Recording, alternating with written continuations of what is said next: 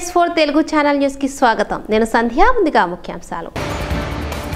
ప్రచారానికి కాదు పనితీరుకే ప్రజలు ఓటేశారు. విపక్షాన్ని ఎండగట్టిన మోదీ.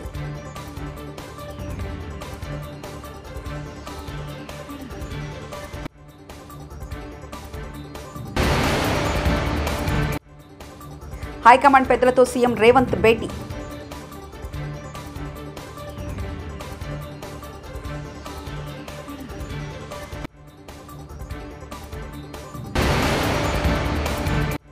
సీఎం చంద్రబాబు కీలక నిర్ణయం. జూలై 8వ తేదీ నుంచే ఉచితంగా ఇసుక పంపిణీ.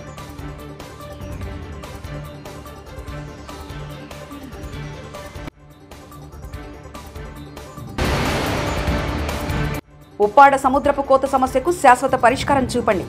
ఉప ముఖ్యమంత్రి పవన్ కళ్యాణ్.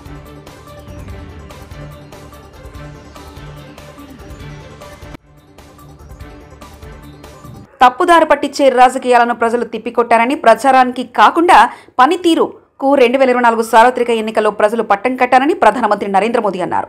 రాజ్యాంగం అంటే తమకు కేవలం నిబంధనల సంగ్రహం కాదని, రాజ్యాంగ స్ఫూర్తిని తూచా తప్పకుండా పాటించడం తమకు ప్రధానమని చెప్పారు. రాష్ట్రపతి ప్రసంగానికి ధన్యవాదాలు తెలిపే తీర్మానంపై చర్చకు ప్రధాని బుధవారం నాడు రాజ్యసభలో సమాధానమిస్తూ తాము మాత్రమే రాజ్యాంగాన్ని పరిరక్షిస్తామనే నమ్మకంతో ప్రజలు తమను ఎన్నుకున్నారని అన్నారు. सफलता को प्राप्त करती है और इसलिए आने वाले 5 साल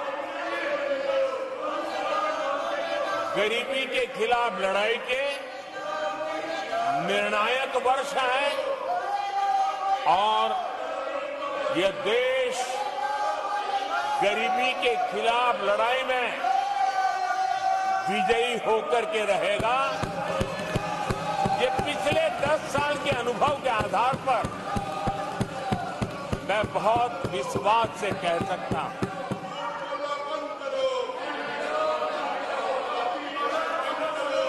आदरणीय सभापति जी, जब देश दुनिया की तीसरी बड़ी इकोनॉमी बनेगा तो इसका लाभ, इसका प्रभाव जीवन के हर क्षेत्र पर पड़ने वाला है. विकास के विस्तार के अनेक अवसर उपलब्ध होने वाले हैं और इसलिए जब हम दुनिया की तीसरे नंबर की इकोनॉमी बनेगी तब भारत के हर स्तर पर सकारात्मक प्रभाव तो होगा, लेकिन वैश्विक परिवेश में अभूतपूर्व प्रभाव पैदा होने वाला है.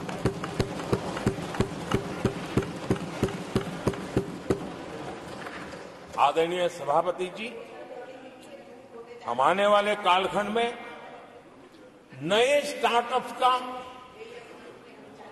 नई कंपनियों का वैश्विक उभार देख रहे हैं और मैं देख रहा हूं कि आने वाले कालखंड में हमारे ఎక్సైజ్ పాలసీ స్కామ్ కు సంబంధించి మనీ లాండరింగ్ కేసులో ఢిల్లీ ముఖ్యమంత్రి అరవింద్ కేజ్రీవాల్ ను judicial custody Rouse Avenue court July 12వ తేదీ వరకు పొడిగించింది. ఎయిమ్స్ ఏర్పాటు చేసిన ప్రత్యేక బోర్డు మెడికల్ కన్సల్టేషన్ సమయంలో తన భార్యను అనుమతించాలని అరవింద్ కేజ్రీవాల్ చేస్తున్న విజ్ఞప్తిపై నిర్ణయాన్ని జూలై 6వ తేదీకి కోర్టు వాయిదా వేసింది. మీడియా కాన్ఫరెన్స్ ద్వారా కోర్టు ముందు కేజ్రీవాల్ ను బుధవారం నాడు హాజరుపరిచారు. తెలంగాణ ముఖ్యమంత్రి రేవంత్ రెడ్డి ఢిల్లీలో బిజీగా ఉన్నారు. టీపీసీసీ చీఫ్ ఎంపిక, మంత్రివర్గ విస్తరణపై హైకమాండ్ పెద్దలకు వివరించేందుకు మరోసారి ఆయన ఢిల్లీ వెళ్లారు. సాయంత్రం కాంగ్రెస్ జాతీయ అధ్యక్షుడు మల్లికార్జున ఖార్గే, లోక్సభలో విపక్ష నేత రాహుల్ గాంధీ, కాంగ్రెస్ పార్టీ ప్రధాన కార్యదర్శి వేణుగోపాల్తో సీఎం రేవంత్ రెడ్డి భేటీ కానున్నారు. ఆంధ్రప్రదేశ్ ముఖ్యమంత్రి చంద్రబాబు నాయుడు కీలక నిర్ణయం తీసుకున్నారు. 5 ఏళ్ల క్రితం టీడీపీ ప్రభుత్వ హయాంలో అమలు చేసిన ఉచిత ఇసుక పంపిణీ పథకాన్ని ఇప్పుడు కూడా కొనసాగించాలని నిర్ణయించారు. అంతేకాదు, ఉచిత ఇసుక పంపిణీ విధానాన్ని జూలై 8వ తేదీ నుంచి అమల్లోకి తీసుకురావాలని నిర్ణయించారు. ఈ మేరకు చర్యలు చేపట్టాలని రాష్ట్ర గనుల శాఖ మంత్రి కొల్లు రవీంద్రకు ముఖ్యమంత్రి ఆదేశాలు జారీ చేశారు. కాగా ఈ పథకానికి సంబంధించి కలెక్టరేట్ల అధ్యక్షత కమిటీ ఏర్పాటు చేసి ఆ కమిటీ ఆధ్వర్యంలో లోడింగ్, రవాణా ఛార్జీలను నిర్ణయించనున్నారు. ఆ గ్రామంలో ఉండే పవిత్రమైన మట్టిని, పవిత్రమైన నీళ్ళని, ఆ గ్రామాల్లో ఉండే దేవాలయాలు, అది హిందూ దేవాలయం కావచ్చు, మసీదు కావచ్చు, లేకపోతే చర్చ్ కావచ్చు, ఇంకొకటి కావచ్చు, ఏదైనా సరే అక్కడ పూజ పార్లమెంటు యొక్క పవిత్రమైన మట్టిని తీసుకొచ్చి, ఈ పార్లమెంటు అంటే ఈ మట్టిని మీరు ఒక ఇది ఆయన చెప్తూ, పార్లమెంటు పూర్తిగా సహకారం ఉంటుంది అమరావతికి, చట్టాలను చేసి దేశానికే చట్టాలు నిర్మించే పార్లమెంటు కూడా మీకు అండగా ఉంటుందని ప్రధానమంత్రి గారు చెప్పడం, అదే మాదిరిగా ఆ తర్వాత జరిగిన కార్యక్రమాలను మీరు చూస్తే ఆయనే ఫౌండేషన్ వేయడం, ఇది ఒక చరిత్ర.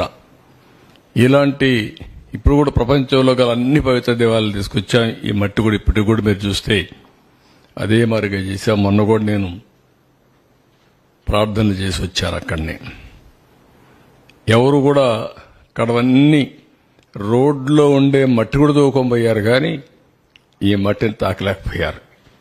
అదొక గొప్ప విశిష్టత, పవిత్రత. నెక్స్ట్, ఈరోజు చాలా మంది అడుగుతా ఉంటారు వై అమరావతి అలోనని. విభజన జరిగింది. విభజన జరిగినాక అప్పట్లో 13 జిల్లాలు.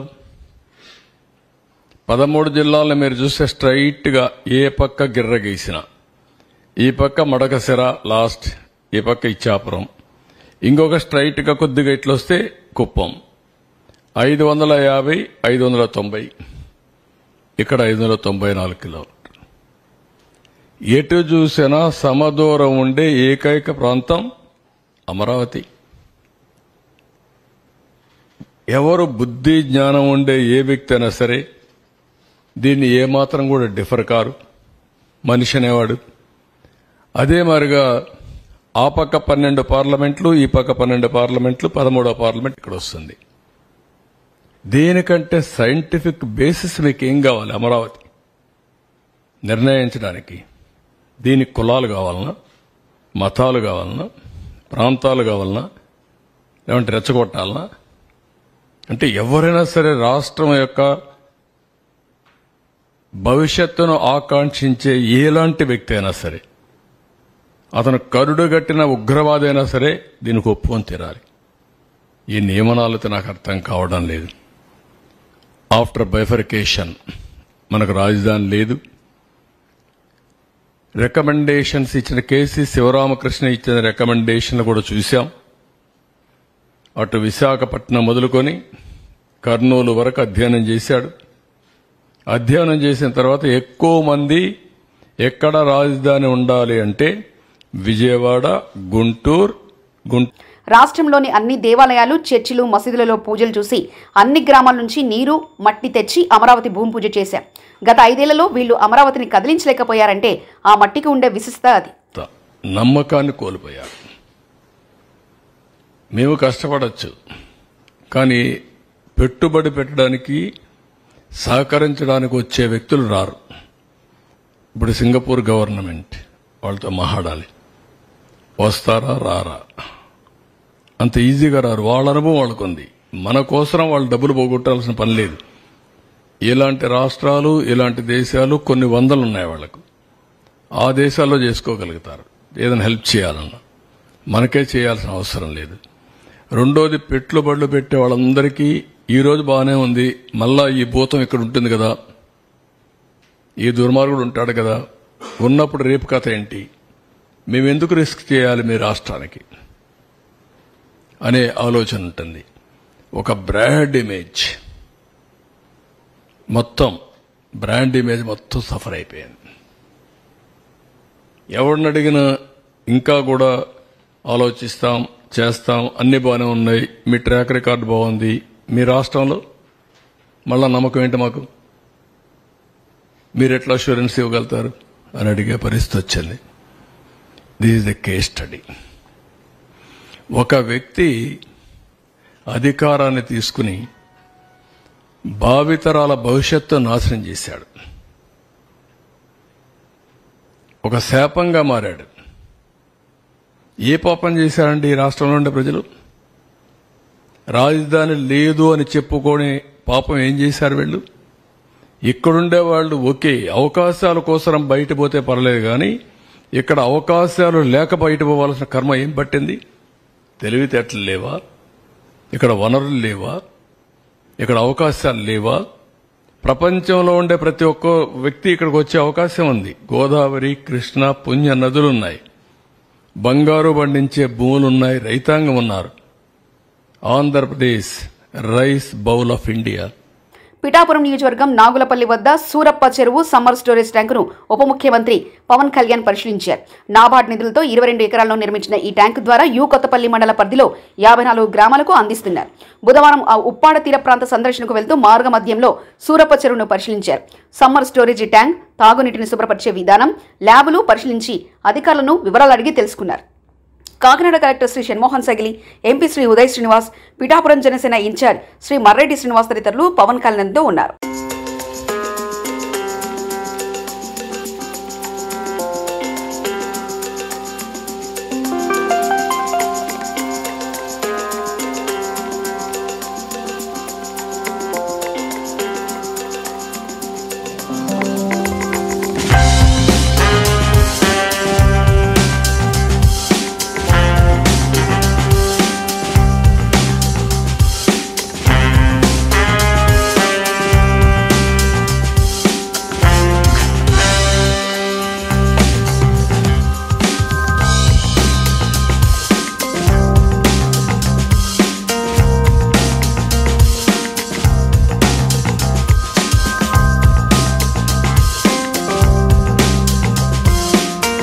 ఆంధ్రప్రదేశ్లో పారిశ్రామిక రంగాన్ని గత వైసీపీ ప్రభుత్వం పూర్తిగా గాలికి వదిలేసిందని పరిశ్రమలు, వాణిజ్యం, ఫుడ్ ప్రాసెసింగ్ శాఖ మంత్రి టీజీ భరత్ అన్నారు. ఏపీలో పారిశ్రామికవేత్తలు ఆందోళనలో ఉన్నారని, వైసీపీ పాలనలో వారిని పట్టించుకున్న నాదుడే లేదని మంత్రి ఆగ్రహం వ్యక్తం చేశారు. ఎన్డీఏ ప్రభుత్వంలో పారిశ్రామికవేత్తలకు ఎలాంటి ఇబ్బందులు లేకుండా చూసుకుంటామని మంత్రి హామీ ఇచ్చారు. ఈ మేరకు గన్నవరం పారిశ్రామిక వాడను మంత్రి టీజీ భరత్, స్థానిక ఎమ్మెల్యే ఎర్లగడ్ల వెంకట్రావు పరిశీలించారు. వైఎస్ఆర్సీపీ అధ్యక్షులు వైఎస్ జగన్మోహన్ రెడ్డి గారిని తన క్యాంపు కార్యాలయంలో కలిశారు ముఖ్య నాయకులు, ఇటీవల ఎన్నికల్లో పోటీ చేసిన అభ్యర్థులు.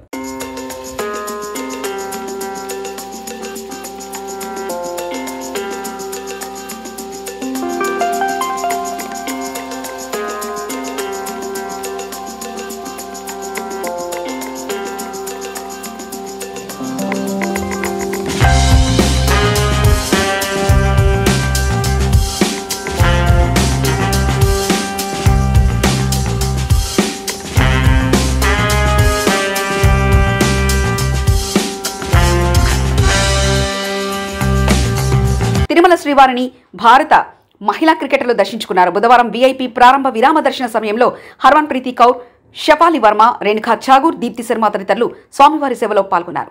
వారికి ఆలయ అధికారులు స్వాగతం పలికి దర్శన ఏర్పాట్లు చేశారు. మహిళా క్రికెటర్లను చూసిన భక్తులు వారితో ఫోటోలు దిగేందుకు ఎగబడ్డారు.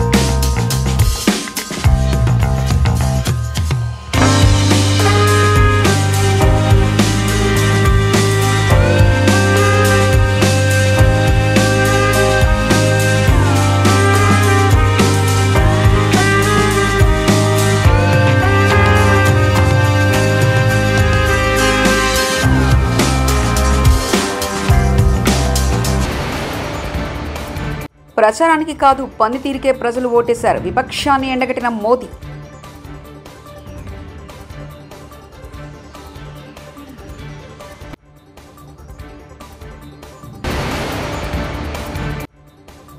హైకమాండ్ పెద్దలతో సీఎం రేవంత్ భేటీ.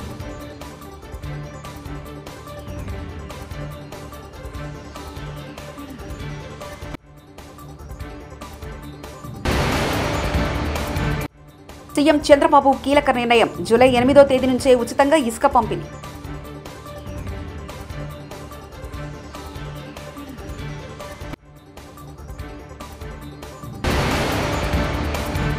ఉప్పాడ సముద్రపు కోత సమస్యకు శాశ్వత పరిష్కారం చూపండి ఉప ముఖ్యమంత్రి పవన్ కళ్యాణ్.